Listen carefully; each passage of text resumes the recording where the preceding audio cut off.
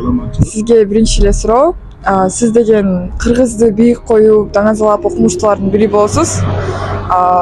Кыргыз деген өзү ким жана кыргызды чечмелеп бере аласызбы? Ооба. Эми ар бир кишинин ушундай кесиби болот экен. Мен ушу кыргыздын салттуу маданиятын, элдик озеки чыгармачылыгын, этнографиясын, тарыхын, тилин изилдеп, ошону өзүбүзгө анан кийин сыртка таанытуу жагынан ушу анча мынча эмгек кылып жүрөм. Кыргыз деген эл өзү Орто Азиянын эң байыркы эли. Анда шек жок. Окумуштуулардын баардыгы муну айтып келе жатышат. 2200 жыл мурда мамлекеттүүлүгү жөнүндөгү маалымат бар деп окумуштуулар айтып келишкен мурда эле. Эми азыр Кыяс Сатарович Мундук Касымовдун маалыматтарына караганда дагы 800 жылдары жылып атат. Демек 3000 жыл мурда эле мамлекети болгон эли болгондугу белгилүү да. Бирок мамлекети болгонго чейин дагы кыргыз эли далай кылымдарды өткөргөн да. Алгачкы коом болот, андан кийин анан өнүгөт, анан этнос пайда болот. Этнос пайда болгондон кийин этностук аң сезим пайда болот. Ошентип отуруп анан кийин мамлекет жөнүндөгү түшүнүк пайда болот. Ынтымак болуп, биримдик болуп, бир мамлекет болуп, бир борборго баш ийип, бир кишинин сөзүн угуп, лидер тандап, лидер чыгаруу деген деңгээлге жетиш керек да. Ошондой алганда азыр 3000 жыл мурда ошо мамлекети жөнүндө сөз болуп жатса, демек кыргыздын тарыхы андан ары дагы далай кылым мурда кетет да. Анан кийин кыргыздын өзүнүн сактап келген элдик маданиятын алып караганда дагы кыргыздын тарыхы алда канча байыркы да. Манастын өзүндө эле ушундай архаикалык сюжеттер бар. Дүйнөдөгү чоң эпикалык чыгармаларга ошол Манастан барып калган, Манастан жуккан, же болбосо ушул жерде жаралып, андан кийин анан дүйнөгө таркаган сюжеттер, мотивдер, образдар бар да. Эгер ошолордун тарыхый жагын алып келе турган болсок, анда кыргыздын тарыхы алда канча байыркы, андан ары да кетет да.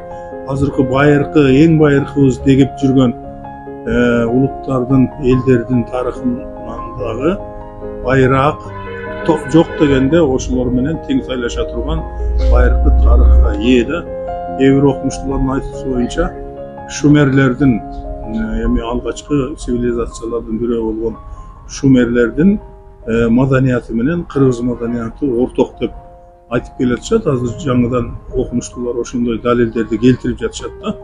Шумер эпосу, Гильгамеш эпосу менен кыргыздын эртөштүк эпосунун түзүлүшүндө көп окшоштуктар бар да, идеясында да көп окшоштуктар бар. Ошолорго таянып келгенде кыргыздын тарыхы улам арылай берет, улам эски, улам мурдагы булактар ачыла берет. Азырынча биз кыргыздын тарыхы так мынабул деп айта албайбыз, бирок 3000 жылдык тарыхыбыз, 3000 жылдан берки тарыхыбыз белгилүү деп айтсак болот да. Кытай булактарына таянып. Рахмат. Экинчи суроо бул кыргыздын улуулугун сиз озеки чыгармачылыгын, фольклорун издеп келесиз. Сиз издегениңизди таптыңызбы жана анын сыры эмнеде экен? Эми кыргыз эли озеки чыгармачылыгы эмне үчүн бай, эмне үчүн дүйнөдөгү окумуштуулар кыргыз эли озеки чыгармачылыгы абдан бай деп тамшанып келишет. Эмне үчүн? Себеби кыргыздар өзүнүн жазуусунан ажырап калгандан кийин бардык турмуштук тажрыйбасын, маалыматтарды, ой корутундуларын озеки акыл эсинде сактап келүүгө мажбур болгон да. Ошондуктан дүйнөнүн эң чоң, эң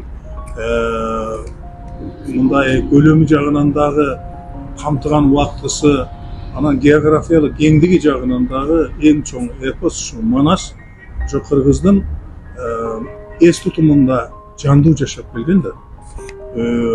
Андан башка санжыралар, ар кандай турмуштук маалыматтар, дүйнө тууралуу маалымат, космос тууралуу маалымат, дүйнөдөгү элдер тууралуу маалымат, ошонун бардыгын Оозеки сактап келген. Мындай болгондон кийин кыргыздын эс тутуму, тарыхый эс тутуму, социалдык эс тутуму, анан эпикалык эс тутуму, булардын бардыгы абдан чоң өнүккөн абалда болгон да. Ошон үчүн кыргыздын эстеп келген, эсинде тутуп келген элдик Оозеки чыгармалары бул дүйнөдөгү эң бай элдик Оозеки чыгармалары болуп эсептелет да. Манас баш болуп, Манастан башка ондогон эпикалык чыгармалар бар. Жөө жомоктору бар, элдик аңгемелер бар, Оозеки аңгемелер. Андан паремиологиялык чыгарма деп коет. Акал, лакап, табышмак, жаңылма, чалкыш, каргыш. Ушулардын бардыгы эң жогорку деңгээлде өнүккөн да. Биз кыргыз окумуштуулары, кыргыздын фольклорчулары. Фольклор деген эмне? Бул дүйнөдө эмне үчүн мындай болот? Бул эмне экендигин маңызын ачып бере турган материалдар колунда турган окумуштуулар болобуз, кыргыздын фольклорчулары. Дагы кыргыз фольклорун изилдеп, анын сырларын ачуу азырынча келечектин иши бойдон калып келет. Сизге өзүңүзгө суроо, ар бир элдин өзүнүн улуттун өзгөчөлүктөрү бар. Ошол өзгөчөлүктөргө ичкен суусундугу, жеген тамагы да көрүнөт эмеспи? Сиз ушул багытта терең изилдөөлөрдү жүргүзүп, том менен китептерди жазыптырсыз. Ошо кандай таяныкка келдиңиз? Ушу жазып аткандай китептерди. Кыргыздын өзгөчөлүгү мен тамашалап да, чындап дагы дайыма окумуштууларга дагы, башкаларга дагы айтып коем да. Кыргыз эли өзүнүн чыдамкайлыгы, толеранттуулук деп атпайбы? Толеранттуулугу менен абдан башка элдерден айырмаланып турат да. Бардык нерсеге чыдайт, бардык нерсени мындай чычалап кетпей, же болбосо чырчатаксыз чечүүгө умтулган, бардыгын акыл менен ойлоп, таразалай билген эл болуп эсептелет да. Ошондуктан кыргыздар ушунча кылымдан бери дипломатиялык өзүнүн акыл эси менен эл катары сакталып ушу кезге чейин келди. Анан азыр мына мамлекеттүүлүгүнө ээ болуп отурат да. Кыргыздын негизги мүнөзүнүн өзөгүн ушу толеранттуулук түзөт да. Азыркы толеранттуулук деген жаңы терминдин толук накта маанисин кыргыздар мурда эле буга чейин эле жашатып келишкен да. Кыргыздын жаштарына кандай насаат айта аласыз? Кыргыздын жаштарына айта турган насаатым бар. Болгондо да бир топ бар. Кыргыздын жаштары ушул кыргыздын бейиштей болгон жерин таштап, чет өлкөгө барып жашасам, чет өлкөгө барып кызмат кылсам, жанымды эптеп баксам дегенге өтүп алгандыгы туура эмес. Дүйнөдө кыргыздын жеринде жер жок. Ар бир кыргыз жашы адамы эркек болобу, кыз болобу, ушул бейиштей жердин эмне экендигин билип, ушу жерди ата бабабыз бизге таштап кеткен экен. Биз дагы бала чакабызга ташташыбыз керек деп, ушу жерге кызмат кылыш үчүн, ушул мамлекетти түптөндүрүп, күчтөндүрүп, өнүктүрүш үчүн, ушул кызыл тууну көкөлөтүп бийик көтөрүш үчүн жашаш керек.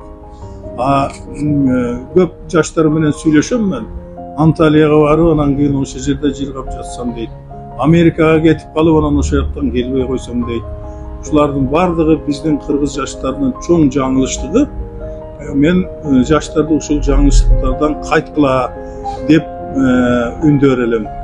Андан кийин дагы бир биздин жаштардын жакшы эмес жагын айтайын. Себеби насаат айтып атпайсызбы? Кыргыздын жерин, жолун, үйлөрдү, абасын, суусун меники деп эсептебейт. Бир кыргыздын баласы ар бир жерди, ушу турган карды, ушу турган жерди, ушунун бардыгы бул менин өлкөм, меники деп эсептеш керек. Өзүнүн карегиндей сакташ керек. Бул буюм меники эмес, бул буюм башка бирөөнүкү, башка бирөө курган дебей, менин өлкөмдөгү көркөм нерсе, менин элиме кызмат кылган нерсе деп эсептеп, ошого ээ чыгыш керек, ээ болуш керек. Бир ээлик түшүнүгү болуш керек да. ошондой болбойт. Ошондой болгондугу үчүн мисалы үчүн көчөдө жаштар отуруп алып жерге түкүрө берет. Остановкада аялдамаларда туруп алып жаштар түкүрүп же болбосо сигаретинин эмесин ыргытат. Ошонун баардыгы ошол кыргыздын менин жерим деп өзүнүн жерине өзү ээ чыга турган аң сезимге жетпегендигинен болуп атат. Ошондуктан ак үйгө кирип барышып баардыгын талкалап анан ошол жердеги столдун үстүнө чыгып алып бийлеп жаткан жаштар жалаң ошолдой улуттук мамлекеттик аң сезими болбогон жаштар. Мен ошолорго айтар элем, бул мамлекет силердики, жер силердики, силер ушуну менчик катары көргүлө, ар бир аялдама, ар бир жол силердин үйүңөрдүн төрүндөй түкүрбөгүлө дейт элем. Чоң рахмат сизге бүгүнкү кызыктуу маектиңизге чоң рахмат.